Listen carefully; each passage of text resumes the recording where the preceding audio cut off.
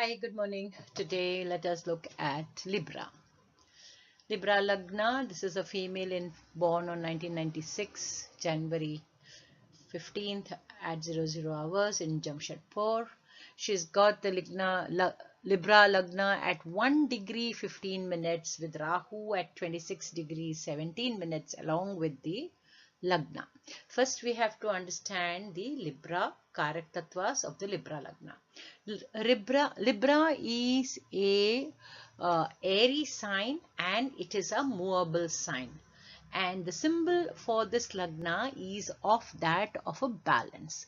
So the nativity generally tries to bring in balance in their lives. The nativities generally try to bring in some form of balance in their life and try to be more secure within themselves. Okay, here the Lagna being associated with the Rahu Ketu axis shows a kind of aloofness for the native. It also denotes that the aloofness will be more to the partner than to the native itself. The native might be more courageous, forwarding, more enthusiastic, educated, qualified, interested would be the Karatattvas which we would give for a Libra Lagna. They are airy people. They also forget fast. Here, the Lagnadipati is sitting in the second house. The Lagnadipati is sitting in the second house. That means the nativity is interested in the Kutumba. The nativity is interested in her Kutumba.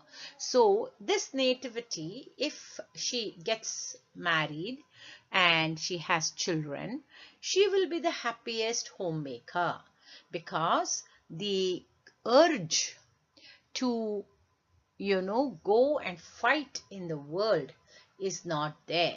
She is happy at home. She is happy at home, right? There is no urge in her to fight any great battles, right? Now let us look at the Navamsha of this native. The Navamsha of this native is a Vargottama Navamsha. That means to say that the Lagna is in the same place, in the same Rashi as it is in the Rashi chart. Therefore, when the Rashis are the same, the planet or the Lagna being in the same place is called Vargottama and is applied only to a D9 chart, that is Navamsha chart. Here again, you see, Lagna is in the 7th house itself.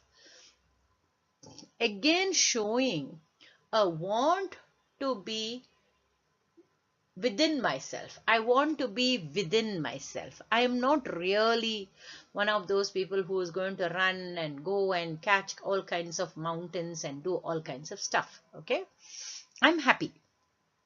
Now, if you see the Lagna Lord, that is here in this case, of course, you have the Rashi Lagna and the Navamsha Lagna same.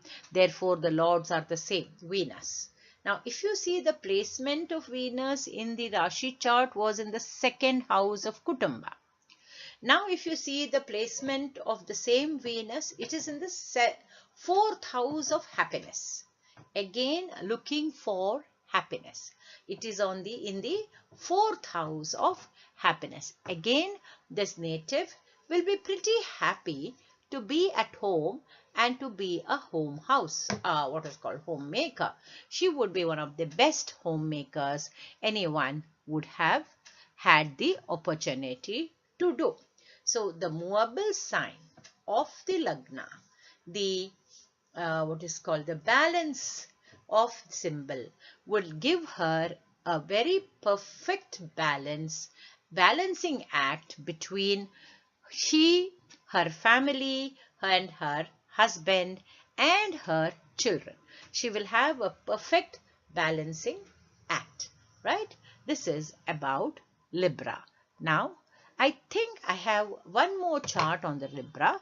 Let me do that too to give you a little difference between that Libra and this Libra.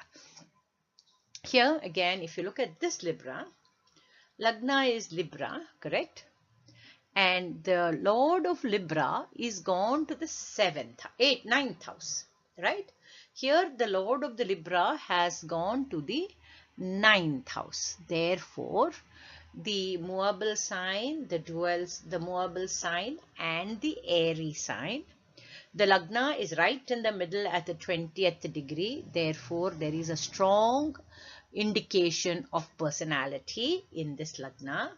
Here, if you notice, Mars is aspecting the Lagna, again giving the nativity the willpower to fight.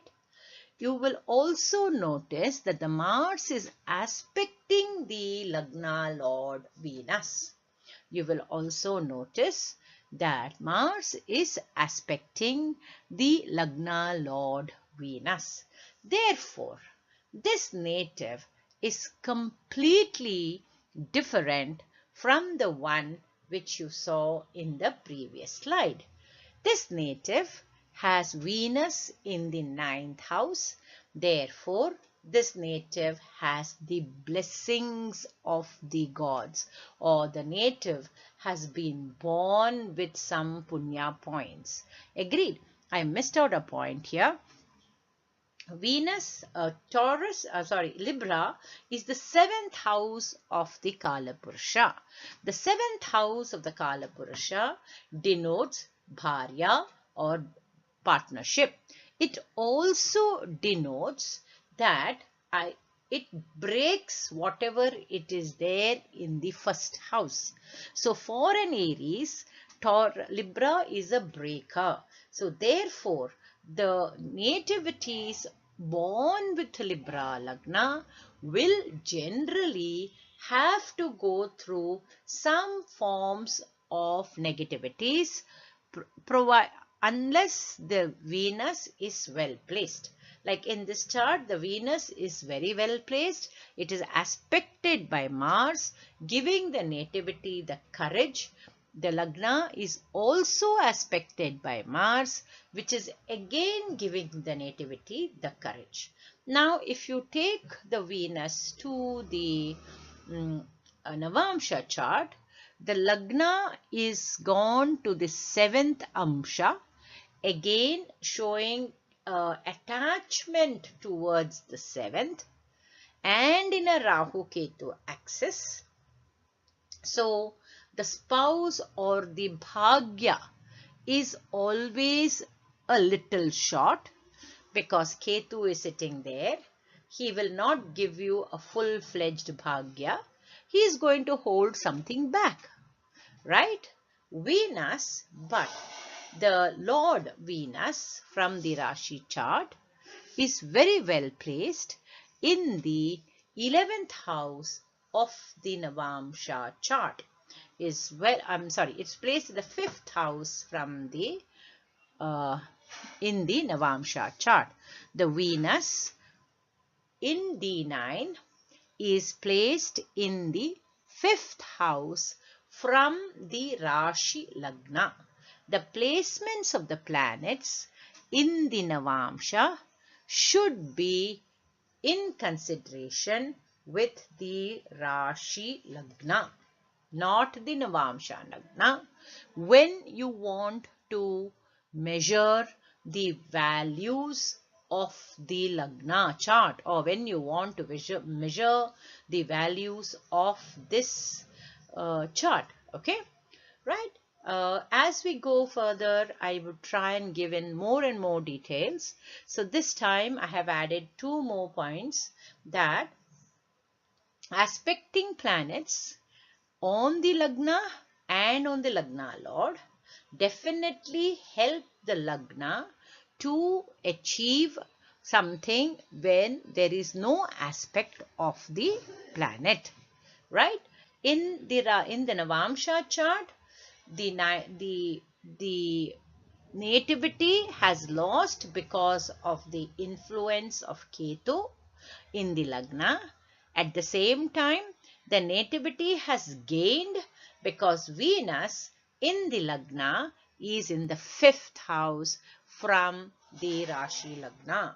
Or otherwise too, if you take Venus is in the 11th house from the Navamsha Lagna too, you will say there is a gain or there is bhagya. There is a bhagya to the nativity. Thank you. Let's do Sagittarius.